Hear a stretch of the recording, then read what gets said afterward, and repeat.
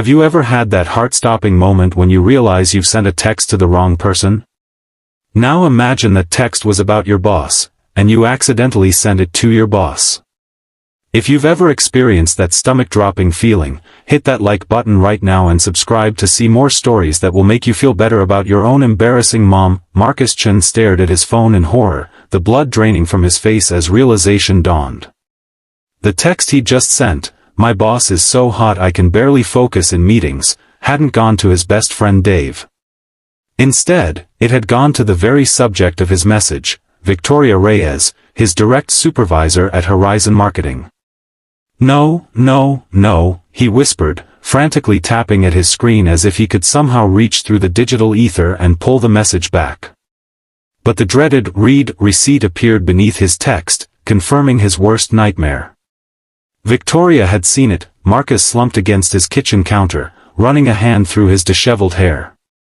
At 34, he was already struggling to balance his career with raising his 8-year-old daughter Emma alone after his wife's death 3 years ago. Now he'd just sexually harassed his boss, accidentally, but still. He could lose his job. How would he support Emma then? His phone buzzed in his hand, making him jump. Victoria's name flashed on the screen. "We need to talk. My office, 8 a.m. tomorrow." Marcus felt sick. Tomorrow was Friday, the perfect timing for a termination before the weekend. He glanced at the clock, 9:30 p.m. Emma was already asleep in her room, blissfully unaware that her father had just potentially destroyed their financial security with a single errant text that he paced the small kitchen of their apartment, mentally calculating how long his savings would last if he lost his job. 3 months, maybe 4 if they were extremely careful. Not nearly enough time to find something comparable in this economy. The worst part was that he genuinely respected Victoria. She wasn't just attractive, she was brilliant, driven, and surprisingly kind despite her reputation for toughness. At 41, she'd climbed to senior management through sheer determination and talent, breaking through barriers in the male-dominated marketing industry. Since joining Horizon 6 months ago, Marcus had learned more from her than from any other boss in his career. And now he'd reduced her to an object of attraction in a thoughtless text. Sleep evaded Marcus that night. He tossed and turned, rehearsing apologies and updating his resume between bouts of self-recrimination. By morning, dark circles shadowed his eyes as he made Emma's breakfast and packed her lunch. "You look tired, Daddy," Emma observed, munching on her cereal. Her dark curls were still messy from sleep, reminding him painfully of her mother. "Just didn't sleep well, sweetheart," he said, forcing a smile. "Are you excited for your field trip today?" Emma nodded enthusiastically, launching into details about the science museum they'd be visiting. Marcus listened, nodding at appropriate intervals while his mind raced ahead to the confrontation awaiting him. After dropping Emma at school, he drove to the office with a knot in his stomach. The elevator ride to the 14th floor felt like ascending to his own execution. Victoria's office door was closed. Marcus checked his watch, 7:55 a.m. Taking a deep breath, he knocked. "Come in," came her crisp voice. Victoria sat behind her desk, her posture perfect as always. Her dark hair was pulled back in a sleek bun, and her expression revealed nothing as she gestured to the chair across from her. "Marcus," she said, her tone neutral. "Close the door, please." He did so, then sat down, his hands clasped tightly in his lap. "Victoria, I want to apologize."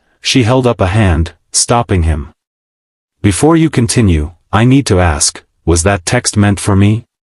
Marcus blinked, surprised by the question. "No. God, no. I was texting my friend Dave about."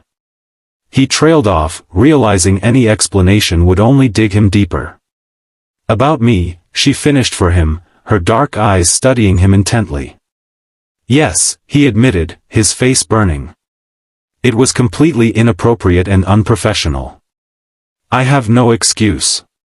If you want my resignation, I don't," Victoria interrupted, surprising him again. "What I want is honesty. We've worked together for 6 months now. You're one of my best team members. Your campaigns consistently outperform projections, and you've never given me reason to question your professionalism until now. She leaned forward slightly. So I'm trying to understand what happened here. Marcus swallowed hard. The truth is, I do admire you. Professionally, primarily, he hastened to add. But yes, I also find you attractive. I would never have acted on it or mentioned it. The text was a moment of weakness after the presentation yesterday when you handled those executives so brilliantly. I was impressed, and I stupidly texted Dave about it because he knows I've been alone for a long time. Victoria's expression softened almost imperceptibly. Since your wife passed. Marcus nodded, surprised she remembered that detail from a conversation months ago. 3 years next month, he said quietly. Emma was 5. Victoria was silent for a moment, then sighed. I'm not going to fire you, Marcus. Relief flooded through him. Thank you. I promise nothing like this will ever happen again. I know it won't, she said firmly. Because we're going to establish some clear boundaries. I understand you're human and have feelings. But I'm your supervisor, and that relationship needs to remain professional. Absolutely, Marcus agreed quickly. That said, Victoria continued, I think we should both acknowledge what happened and move past it. The text was inappropriate, but your work has been exemplary. One mistake doesn't erase 6 months of excellent performance. Marcus felt a weight lifting from his shoulders. I don't know what to say except thank you for your understanding. Victoria nodded, then glanced at her watch. The team meeting starts in 15 minutes. I expect you'll be there, prepared as usual. Of course, Marcus said, standing up. He hesitated at the door. Victoria? Thank you again. Most bosses wouldn't have been so reasonable. A small smile touched her lips. Most employees wouldn't be worth keeping despite their mistakes. Don't make me regret this decision. The following weeks were awkward but manageable. Marcus threw himself into his work, determined to prove Victoria's faith in him wasn't misplaced. He avoided being alone with her when possible and kept all interactions strictly professional. Emma noticed the change in him. One evening as they made dinner together, spaghetti, her favorite, she asked, Are you sad about something, Daddy? Marcus paused in stirring the sauce. What makes you think that? Emma shrugged, carefully tearing lettuce for the salad as he'd taught her. You're quiet. And you keep checking your phone and sighing. Kids missed nothing. I made a mistake at work, he admitted. I'm trying to fix it. Did you say sorry? Emma asked, with the simple wisdom of childhood. I did. Then it should be okay, she said confidently. Ms. Rivera says everyone makes mistakes, but saying sorry and trying to do better is what matters. Marcus smiled, reaching over to tuck a curl behind her ear. When did you get so smart? I was born this way, she replied seriously, making him laugh for the first time in days. That weekend, Marcus took Emma to the park, determined to be present rather than dwelling on work stress. They were feeding ducks at the pond when a familiar voice called his name. Victoria stood on the path, dressed in jeans and a casual sweater instead of her usual business attire. The sight was so unexpected that Marcus just stared for a moment. Hi, she said, approaching them. Sorry to interrupt your weekend. It's fine, Marcus managed. This is my daughter, Emma. Emma, this is Ms. Reyes, my boss. Emma studied Victoria with undisguised curiosity. You're prettier than I thought you'd be, she announced. Daddy said you're really smart. Marcus felt his face heat up. Emma, but Victoria laughed, a genuine sound he'd rarely heard at the office. Thank you, Emma. Your dad is pretty smart too. I know, Emma agreed solemnly. He helps me with my math homework even though he says it makes his brain hurt. Victoria's eyes met Marcus's over Emma's head, amusement dancing in them. Third-grade math can be challenging, she said gravely. Second grade, Emma corrected. But I'm advanced. Clearly, Victoria smiled. I won't keep you from your duck feeding. I just wanted to say hello when I recognized you. Do you live nearby? Marcus asked, surprised. Just moved in last month, she said. The building with the green awnings on Maple Street.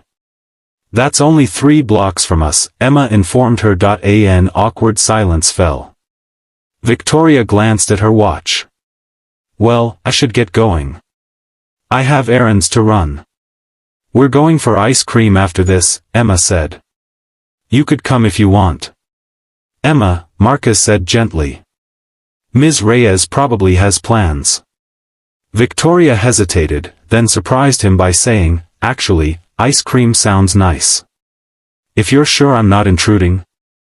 And somehow, that was how Marcus found himself sitting across from his boss at Scoops and Smiles, watching her and Emma bond over a shared love of mint chocolate chip ice cream. So you've been at Horizon for 6 months? Victoria asked him as Emma concentrated on preventing her cone from dripping. Almost 7 now, he corrected.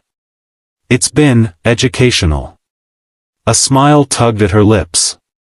That's one way to put it. Daddy says you're the best boss he's ever had, Emma chimed in, ice cream smeared across her chin. Marcus handed her a napkin, avoiding Victoria's eyes. Emma has an active imagination, he said lightly, and a good memory, Victoria replied. You have chocolate on your nose, by the way. He afternoon shifted something between them. At work the following Monday, Victoria was still professional, but the tension had eased. When she stopped by his desk to discuss a campaign, her smile seemed more genuine. 2 weeks later, Marcus was working late, trying to finish a presentation for a major client. Emma was at a sleepover with her best friend, giving him rare uninterrupted time. He was so absorbed that he didn't notice Victoria until she spoke. You're still here? She asked, pausing in his doorway.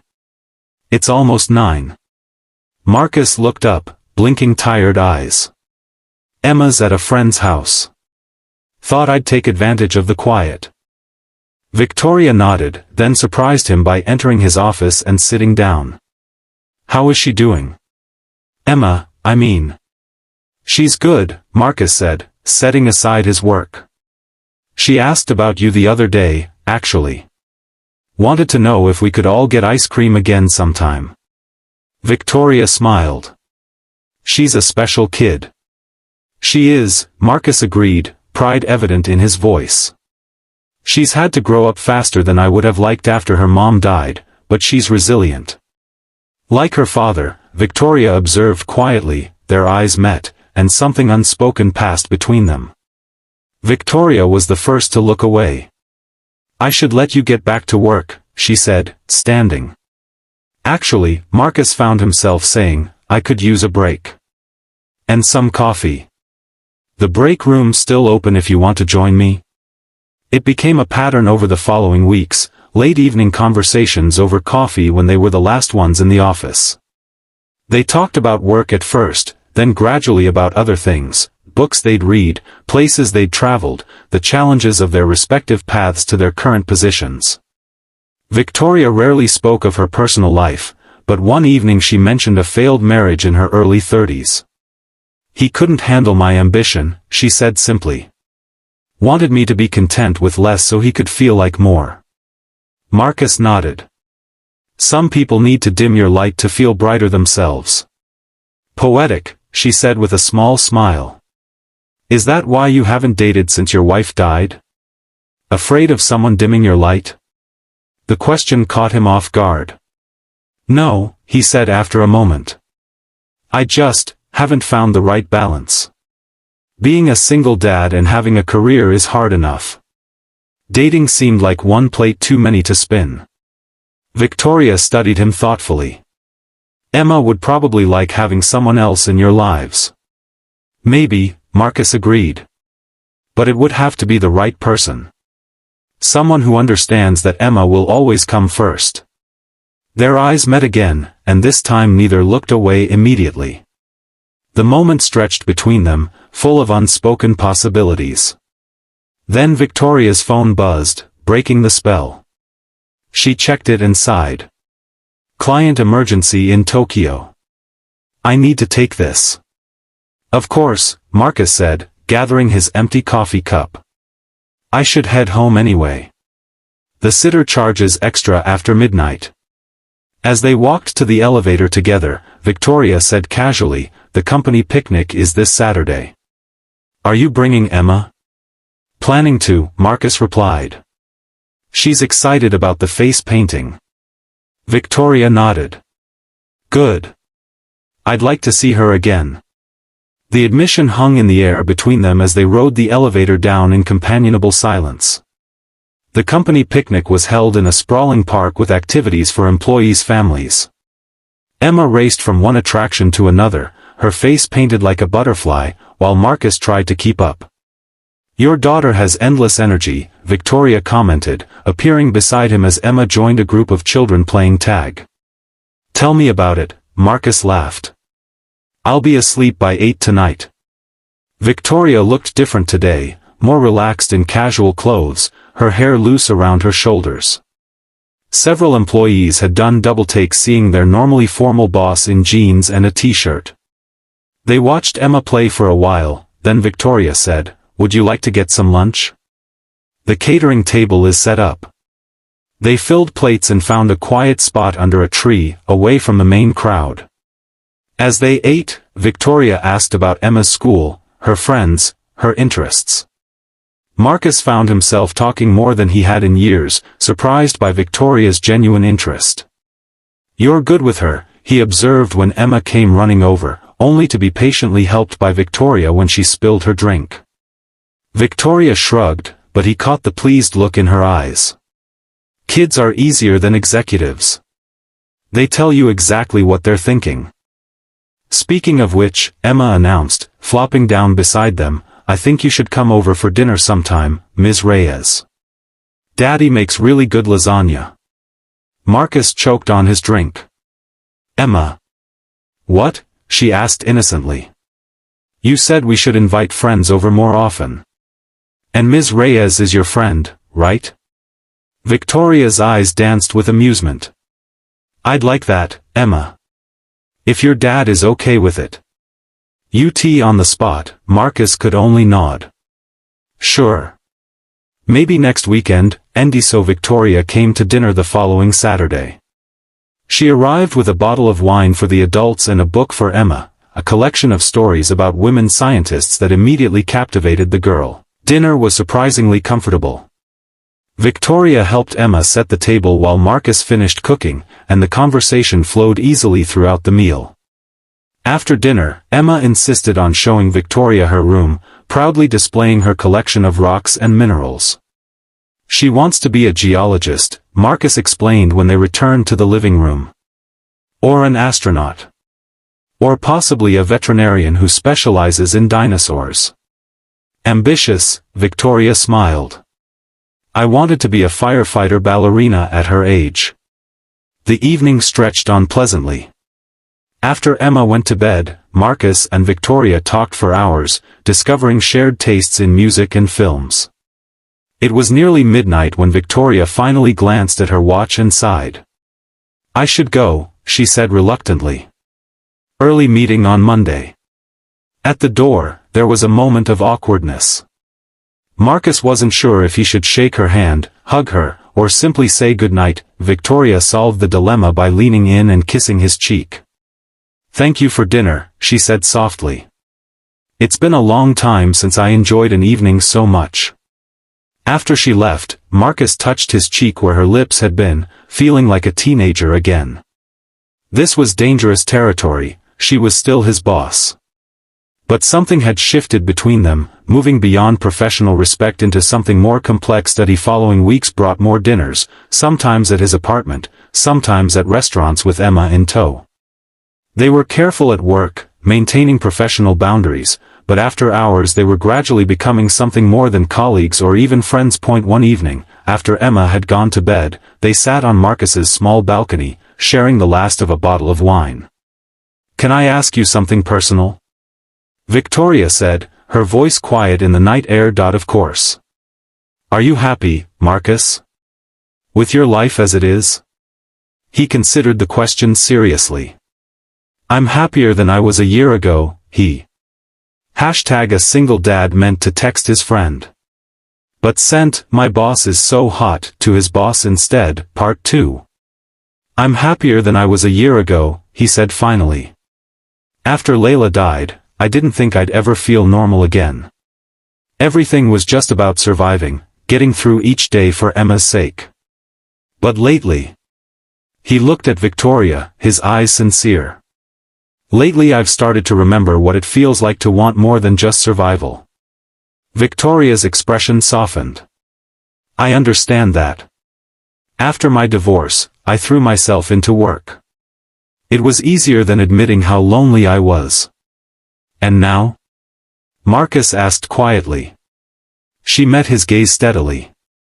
Now I'm sitting here with you, wondering if we're making a terrible mistake or the best decision of our lives. The tension between them had been building for weeks. They both knew the professional complications, the potential fallout if things went wrong. But in that moment, with the city lights twinkling below and the warm summer breeze around them, those concerns seemed distant. Marcus reached for her hand. I haven't felt this way about anyone since Layla.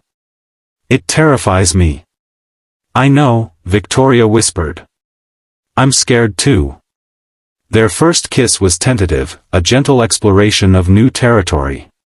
When they pulled apart, Victoria's eyes remained closed for a moment, as if memorizing the feeling. We'll need to be careful, she said when she opened them. At work.